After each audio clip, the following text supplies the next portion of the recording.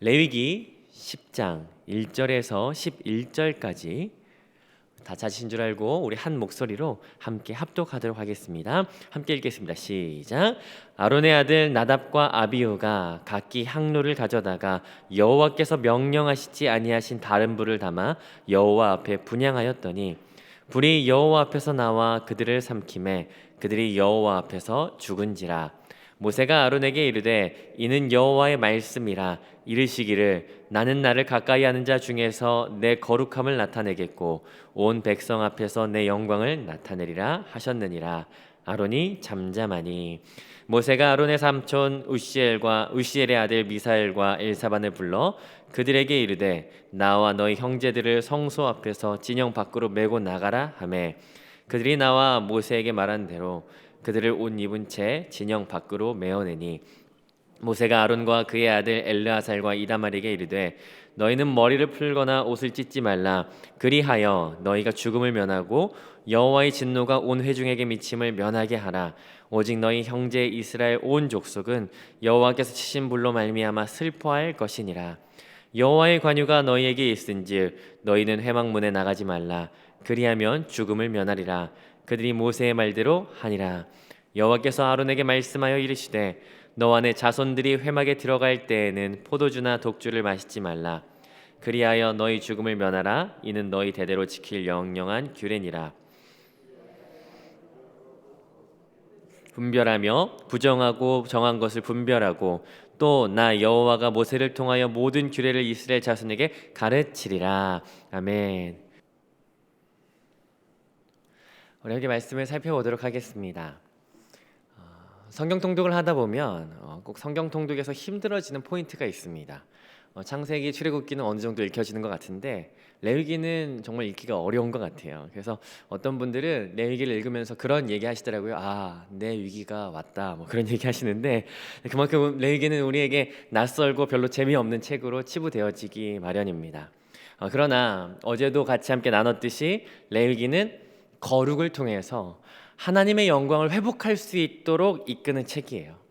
그렇다면 우리 인간의 목적인 하나님의 영광을 바라고 기뻐할 수 있는 그 목적에 부합하는 삶으로 이끈다라고 하는 아주 중요한 책인 것을 우리가 다시 한번 생각해 볼 수 있을 것 같습니다.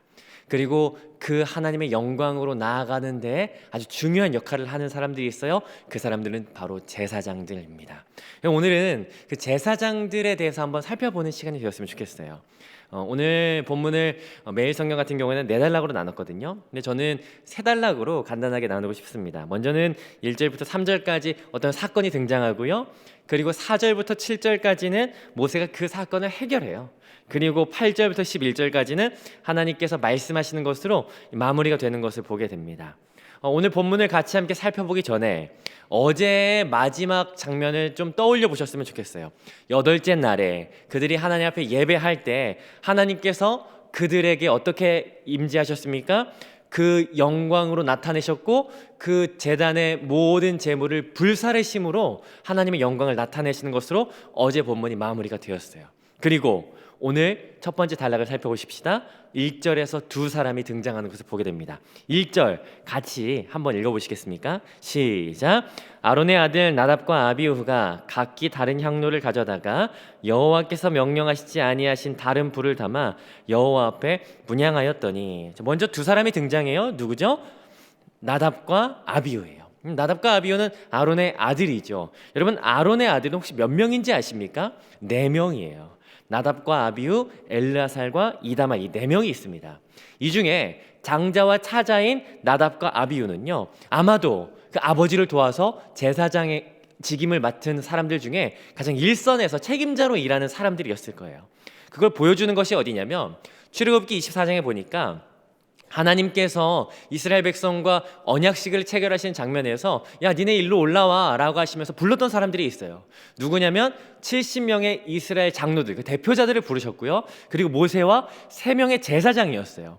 그 3명의 제사장에 포함하는 사람이요 바로 아론, 나답, 아비후였습니다. 그러므로 아마 나답과 아비후는요 제사장 중에서도 존경받는 사람들이었을 것이고 아닌 게 아니라 지금 가장 9장에서 첫 번째 예배 중에 예배 이후에 성막에서 향로를 가지고 분향하는 일을 담당한 사람이 누구냐면 이 두 사람인 것이에요. 매우 중요한 역할을 하고 있는 것이에요. 그러므로 이 나답과 아비후는 많은 사람들이 주목하는 제사장들이었을 것이고, 그리고 굉장히 중요한 직임을 맡은 사람들이었을 것입니다. 그런데 오늘 1절에서 보면 굉장히 독특한 내용이 있어요. 그건 뭐냐면, 우리가 개역개정에서는 사실은 죄송해요, 찾을 수 없는데 원문에서는 찾을 수 있는 4개의 동사가 드러나요. 근데 그게 세번역에서는 잘 나타내주고 있거든요. 제가 1절을 세번역으로 읽어드릴 테니까 그 가운데 나타나는 4개의 동사가 뭔지 여러분 한번 찾아보시면 좋을 것 같아요. 제가 1절 세번역으로 읽어드리겠습니다. 아론의 아들 가운데 나답과 아비후가 제각기 자기의 향로를 가져다가 거기에 불을 담고 향을 피워서 주님께로 가져갔다. 그러나 그 불은 주님께서 그들에게 명령하신 것과 다른 금지된 불이다. 이렇게 1절 세번역 말하고 있어요. 여기 4가지 동사가 등장하거든요. 향로를 첫 번째 가져다가, 두 번째는요 불을 담아다가, 피웠고 드렸다라고 하는 4개의 동사가 나와요. 근데 이 동사는요 오늘 여기에만 등장하는 게 아니라 8장 제사장 위임식 때부터 9장 이들이 드리는 예배 가운데 계속해서 등장했던 단어들이거든요. 적지 않아요. 많게는 7번, 서너 번 이 정도 반복해서 등장하는 예배 때 사용되었던 단어들인 것을 볼 수가 있어요. 그러므로 이를 통해서 알 수 있는 게 있습니다. 뭐냐면 나답과 아비후가 지금 뭔가를 가져오고 뭔가를 담고 뭔가를 피우고 뭔가를 하나님께 드리는 이 모습은요 지금 여기서 처음 드리는 게 아닌 거예요. 생소한 것이 아닌 거예요. 계속해서 예배 때마다 제사장의 직무 가운데 계속해서 반복했고, 다른 말로 말하자면 숙달된 것으로 생각해 볼 수 있는 것이에요. 겉보기에는 아무렇지 않은, 정말 그들이 늘상 해왔던 그러한 제사를 지금 이 나답과 아비후가 드리는 것이에요. 그러나 1절의 가장 마지막 한 문장이 늘 드렸던 이 제사를 완전히 와장창 무너뜨리게 되는 결과를 가져오게 됩니다. 그건 뭐냐면 마지막 한 문장, 그런데 그 불은 명령하지 않은 다른 불이었다.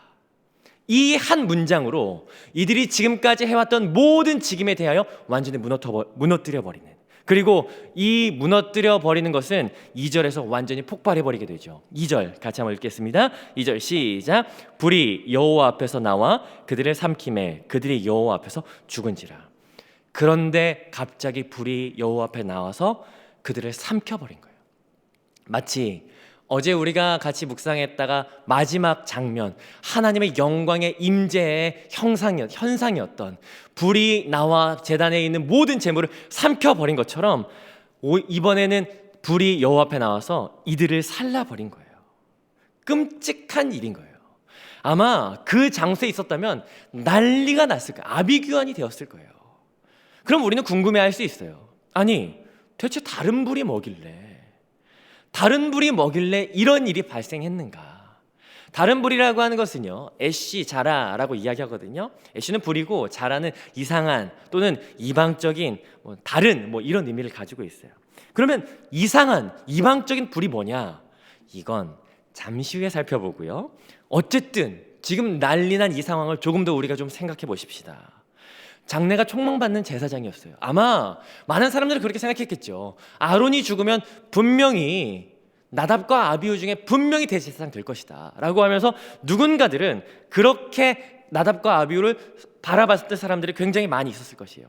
그리고 또한 아론의 입장에서는 누구보다도 사랑하는 아들이었고, 또한 자기와 함께 동역할 때 가장 큰 힘이 되어줬던 동역자들이었던 것이에요. 그런데 그 다른 불이 고작 그게 뭐라고 한순간에 이 두 아들이 죽어버린 거예요. 그 아버지의 마음이 얼마나 무너지겠습니까? 그때 모세가 서둘러서 아론에게 이렇게 말합니다. 3절이에요. 3절 같이 읽어보겠습니다. 시작. 모세가 아론에게 이르되 이는 여호와의 말씀이라 이르시기를 나는 나를 가까이 하는 자 중에서 내 거룩함을 나타내겠고 온 백성 앞에서 내 영광을 나타내리라 하셨느니라. 아론이 잠잠하니. 하나님께서 말씀하시는 것이에요. 하나님 가까이 하는 자에게 하나님의 거룩함을 더 나타낼 것이야. 이 말이 무슨 말입니까? 달리 말하자면 하나님께 더 가까이 있는 자들, 제사장들에게는, 제사장들이 하나님 앞에 더 가까이 있지 않습니까? 그들에게 하나님의 거룩함을 더 엄격하게 나타나겠다라고 하는 거예요. 당연하죠. 왜냐하면 하나님 앞에 서는 자들은 그 더 무거운, 더 막중한 거룩함이 요구될 수밖에 없어요. 왜요? 그 다음에 나타나요. 그건 온 백성 앞에 하나님의 영광을 나타내게 하기 위해서인 것이에요.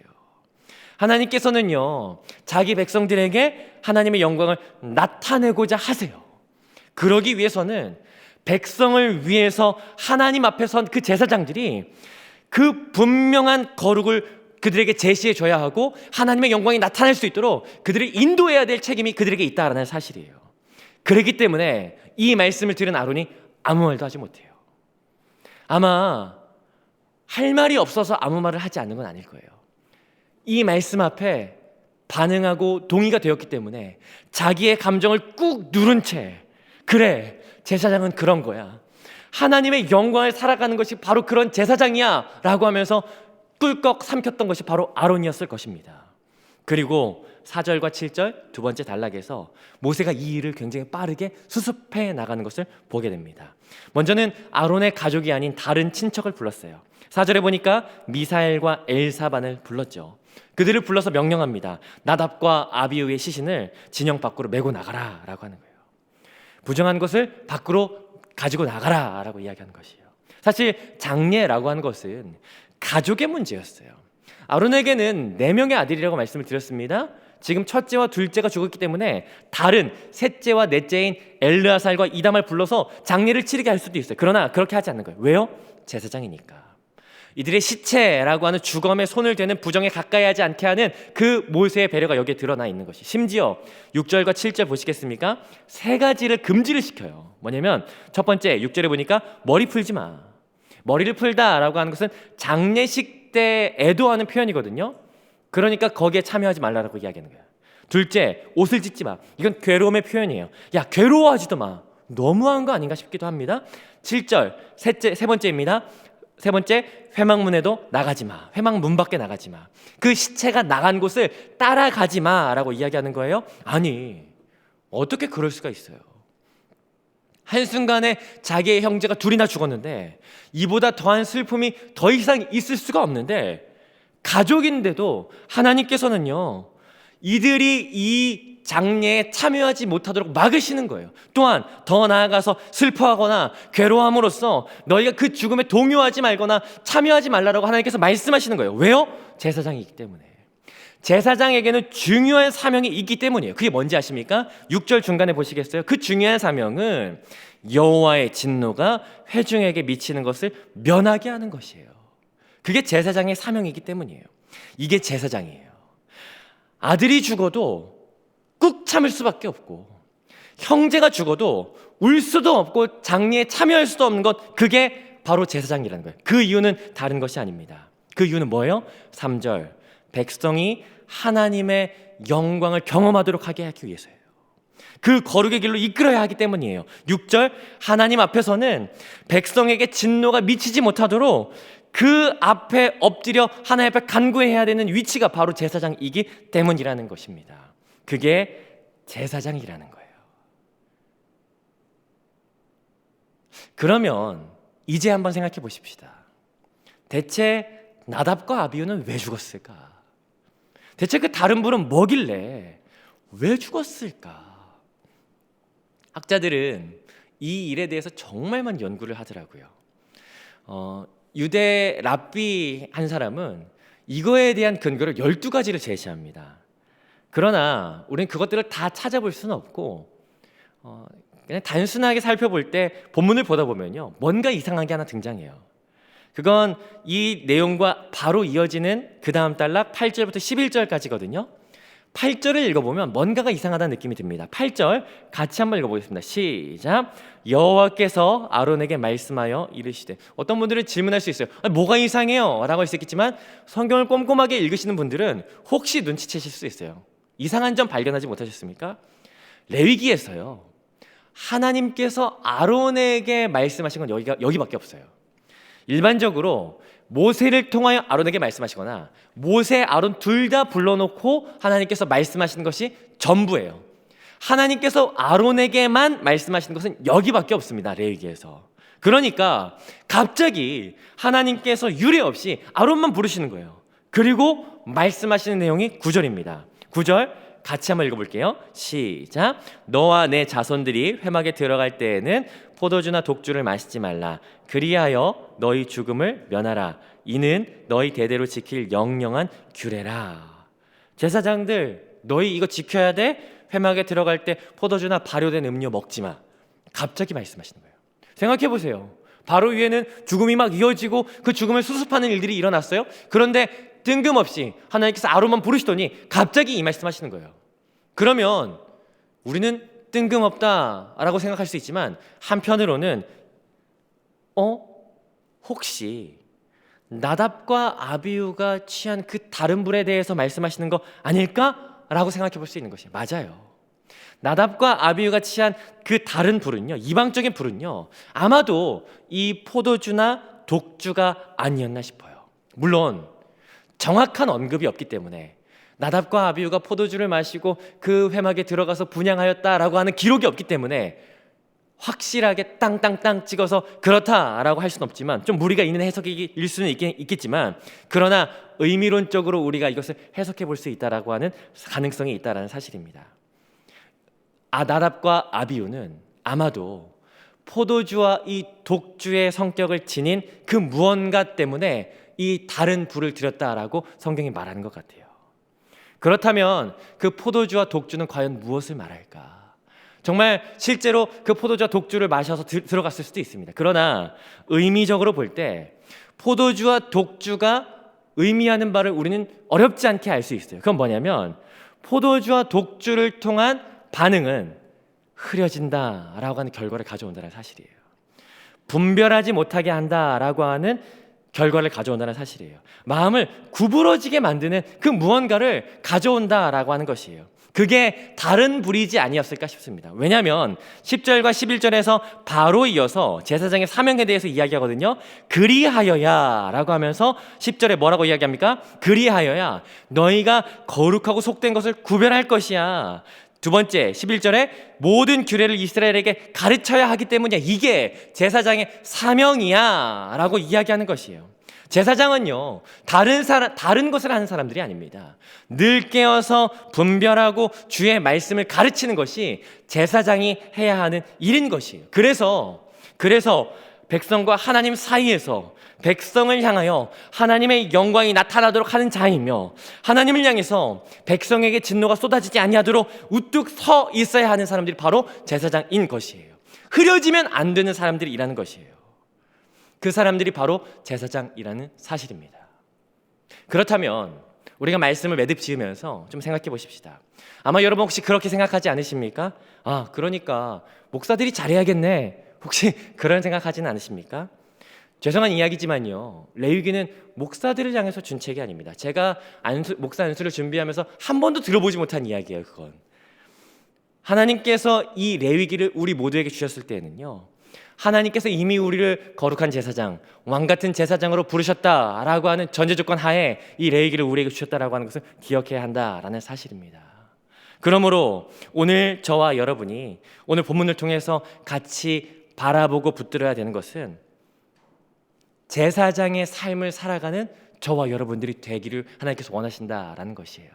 그것은 다른 것이 아니에요. 그것은 우리의 삶 가운데 하나님의 영광이 나타나기 위하여 애써야 하는 것이며, 하나님의 진노가 쏟아지지 아니하도록 간구하는 자여야 된다라는 사실입니다. 그렇기 위해서 우리가 반드시 하지 말아야 될 게 있어요. 그건 뭐냐면 다른 불을 드리는 것을 하지 말아야 된다는 사실입니다. 그 다른 불을 드리지 말아야 되는 것, 우리의 분별력을 흐리게 하고 우리의 직임을 소홀하게 만드는 그 다른 불을 하지 말아야 된다라는 사실이에요. 혹시 저와 여러분 가운데 하나님의 영광이 나타나지 못하도록 하는 다른 불이 있다면 그것은 무엇입니까? 익숙하게 늘 하던 대로 예배했지만 그 가운데 이상한, 어울리지 않는, 하지 말아야 될 다른 불은 과연 무엇입니까? 나로 하여금 분별하지 못하도록 만들어버리는, 나로 하여금 하나님의 하나님 되심을 바르게 말하지 못하도록 만드는 그 왜곡된 다른 불은 과연 내 삶 가운데 무엇입니까? 그 다른 불이 있다면 우리 그 불을 하나님 앞에 드리지 마십시다. 하나님께서는 하나님 말씀대로 예배하기를 원하시고 하나님의 영광이 우리의 삶 가운데 나타나기를 원하시는 분이세요. 하나님의 영광이 드러나지 못하도록 막고 방해하는 다른 불이 있다면 그것을 드리지 않기를 원하는 것이 오늘 하나님께서 우리에게 주시는 말씀이라는 것이에요. 나답과 아비후는 다른 불을 드림으로써 하나님의 진노를 살 수밖에 없었어요. 하나님의 영광을 백성 가운데 나타나지 못하도록 했던 것이에요. 오늘 우리가 이 말씀을 우리 마음속에 새김으로, 우리가 이 말씀을 붙듦으로 말미암아 하나님의 영광이 우리의 삶 가운데 충만하게 드러나시도록 그 방향성을 가지고 함께 나아가십시다. 또한 다른 불이 있다면 그 다른 불은 우리가 얼른 꺼버리십시다. 다른 불을 드리고자 하는 그 마음을 완전히 제하여 버리십시다. 나에게 하나님의 영광이 나타나지 못하도록 그것을 방해하고 발목을 붙잡는 다른 불이 있다면 그것을 모두 버려버리십시다. 오늘 하나님께서 그것을 우리에게 원하시는 것이에요. 오늘 우리가 하나님의 영광을 맛보고 경험하는 삶을 살아가기 위하여 그 거룩한 존전 앞에 나아가기 위하여 우리의 삶을 주 앞에 더욱더 분별하는 삶, 주의 말씀을 가까이 하는 삶으로 나아가시는 저와 여러분이 되시기를 주님의 이름으로 축복합니다.